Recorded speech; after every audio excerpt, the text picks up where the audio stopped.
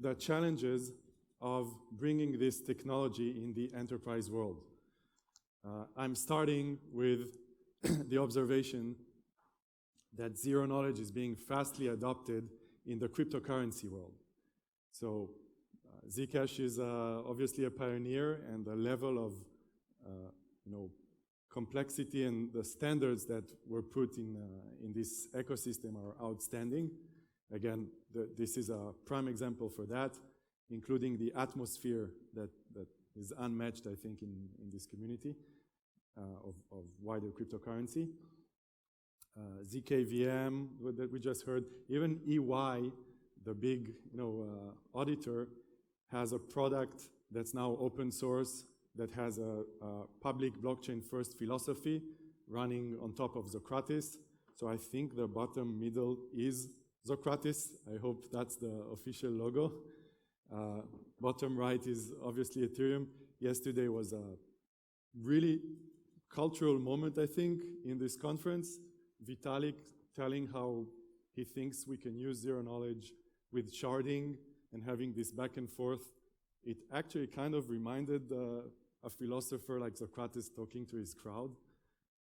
Starkware, that are, Alessandro Chiesa and Eli Ben Sasson here, that are pushing the boundaries of post-quantum zero knowledge. So this world is adopting zero knowledge proof pretty fast.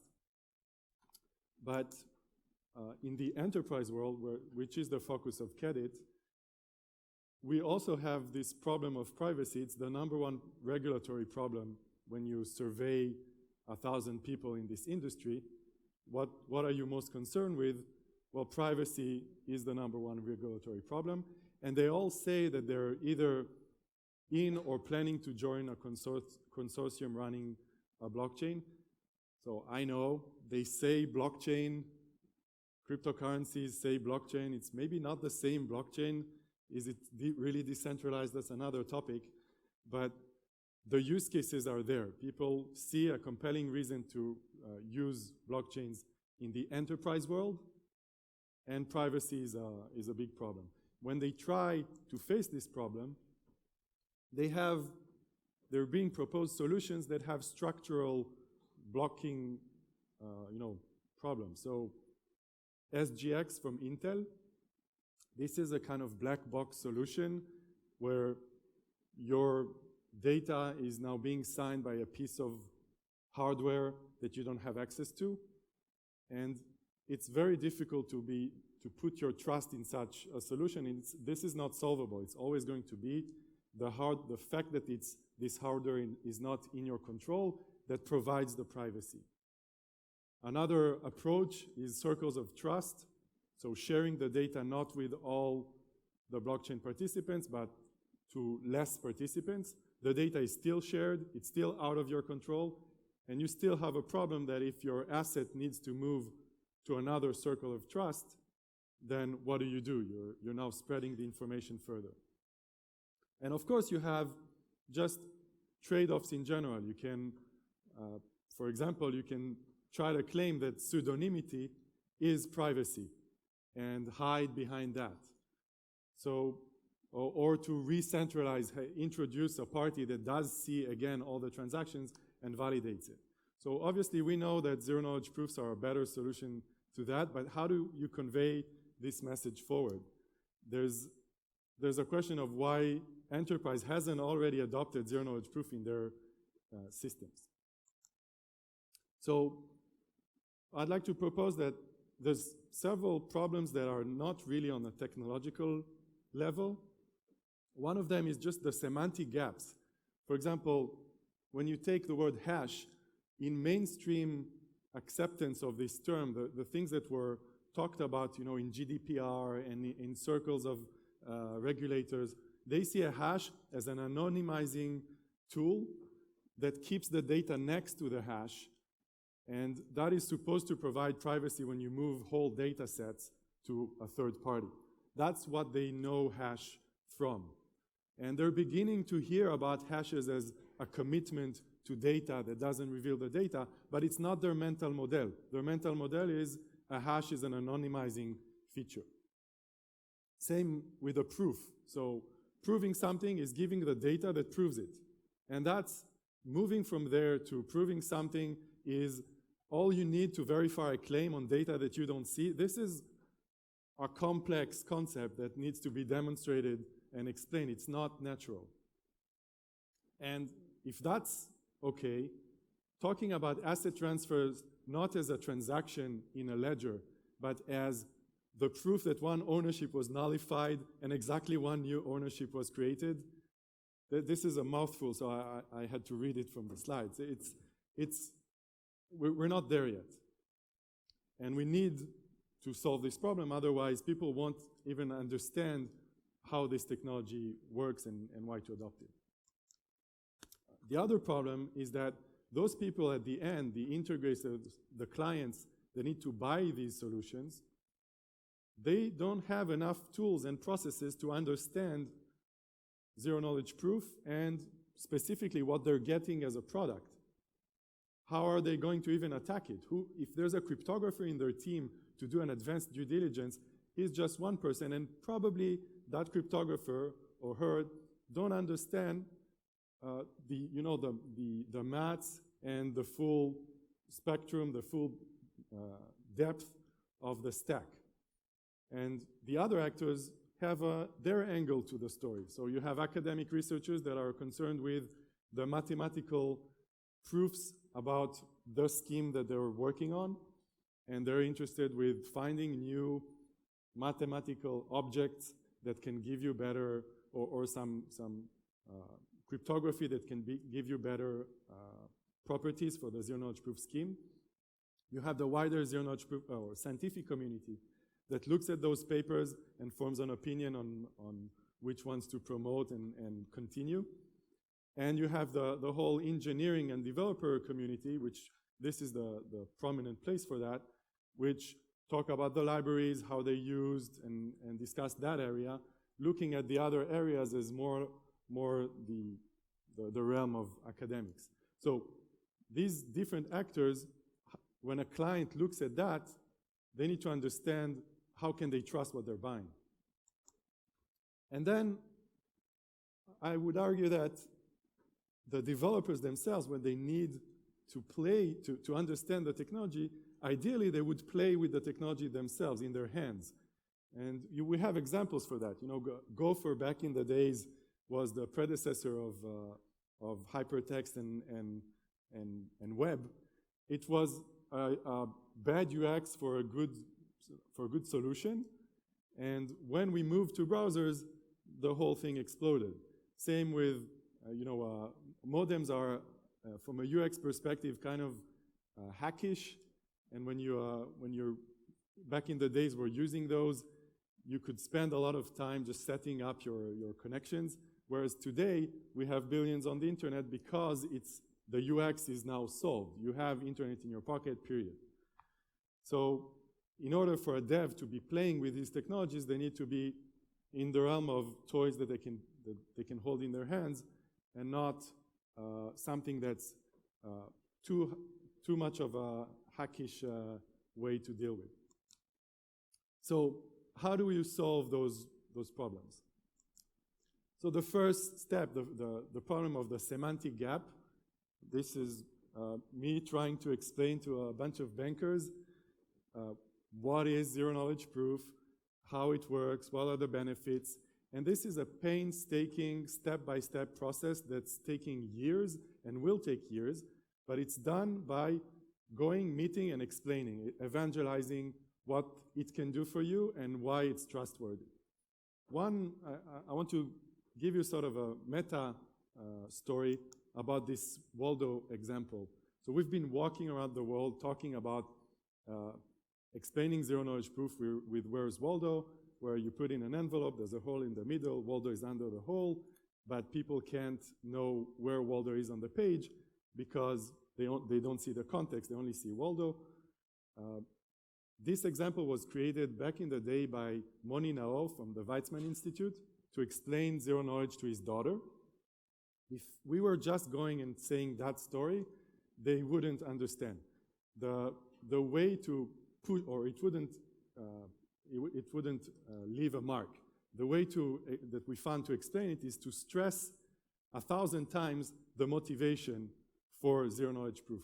And the way we do it, if I go back into like, I'm back in that room and explaining zero-knowledge, you know, maybe you didn't hear there's a psychopath in Split that has a book that doesn't have Waldo in the book. It's a specially created book. He goes and plants those books in children's libraries, and those children are taking the book back home, and they can't find Waldo, and they get into a distress, and it's years of psychotherapy, and it's a disaster. And the librarians need to prove to children that Waldo's on the page, but they can't just point to Waldo, because that ruins the fun. So how do you prove to a child that Waldo's on the page without showing to Waldo? Oh, well, you do, etc., etc. So that part, so I got a feedback that for Americans, I never should say psychopath next to kids. Fine. I start with the example, and they say that the person is a psychopath. But that kind of engraves it in their mind. And now there's literally maybe 1,500 people that heard this story from this angle. The second problem, which is how can developers even trust the technology of the cryptographers in the client's room? Well, we need to build a whole ecosystem of trust. So we want to conserve the mathematical proof that's behind the scheme as we move towards libraries and more efficient zero-knowledge proof schemes. Basically, the funnel is there's a discovery. It's being peer-reviewed by people that will now make the discovery more efficient, which is peer-reviewed or there's traction from engineers if it matches what they need to build libraries. But that whole ecosystem should have one place where everybody can talk, and that is zkproof.org. So that's my mega pitch for everybody here. This is an effort that we do with Zcash, IBM, Checkpoint, but primarily with Quod It and Zcash. The last one was 150 people in Berkeley. Go online, go to YouTube, go to those presentations of the leading professors and the leading academics and industry players in this field, explaining what they do in zero knowledge. This effort is about exploration, and on the other hand, focus and standardization. So exploration, you see all the different schemes are represented there. Even those that have just become, ripe for use. For example, if you ask the guys from Sonic, do you think it's ready to standardize? They will tell you, listen, we moved forward quite a lot, but there's still iterations before we will, it will settle down and will be a standard. On the other hand, if you ask, what do you think should be a standard for asset transfers? That's Groth 16, sapling basically, it's ready. So there's efforts on standardizing and slowing down the pace on asset transfer, but at the same time exploring this entire field. And this is what lets the developers and the clients at the end understand that this is a peer review system for the solution that they're getting in their hands. In a way, when we're implementing Quod It asset transfer, we're an implementation of zkproof.org. And in order to put it in the developers' hands so that they can play with it, we did integrations with their world. So the enterprise blockchains of the world, VMware, and Financial in China, Quorum, NextLedger in Korea. These are implementations of Quod It asset transfer over those private blockchains so that they can start playing with the technology and playing with what you can do once you move assets as tokens. The last phase in terms of UX is to give it to developers that want to have a bit more control. That's what's being proposed in ZK Proof called ZK Interface. There's actually a workshop here about ZK Interface. The idea here is that you can reach it by typing ZK Interface WASM. You have to add WASM in order to attract some more eyeballs. So this is Socrates running on top of Dalek Bulletproof using ZK Interface. And this is all done in your browser using Waza. So you can change what you want to be proving in a language that's kind of Pythonish, and it runs behind the scene on one of the most promising backends that are up and coming. So with these type of UX tools, we can let developers play a bit more with the underlying technology and get more familiarity with the tools.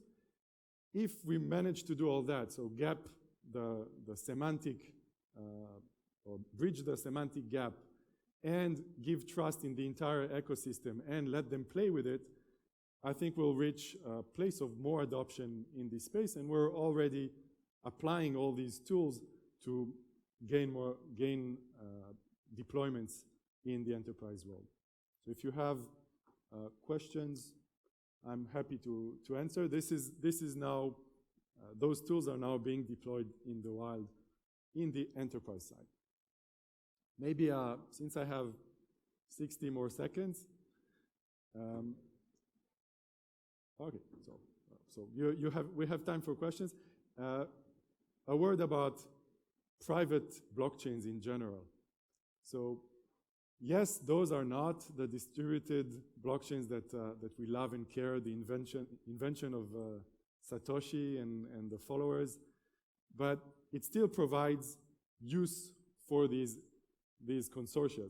It doesn't give them privacy in the sense of my data is private. When I run the node, my data is private from the others, because the others on their node would see the data if you didn't use privacy techniques. So the private blockchain part is not privacy of data, it's just private governance. And you could say that this is where most of today's data lies. So when you want to apply this technology where data is today in use, this is the venue to take.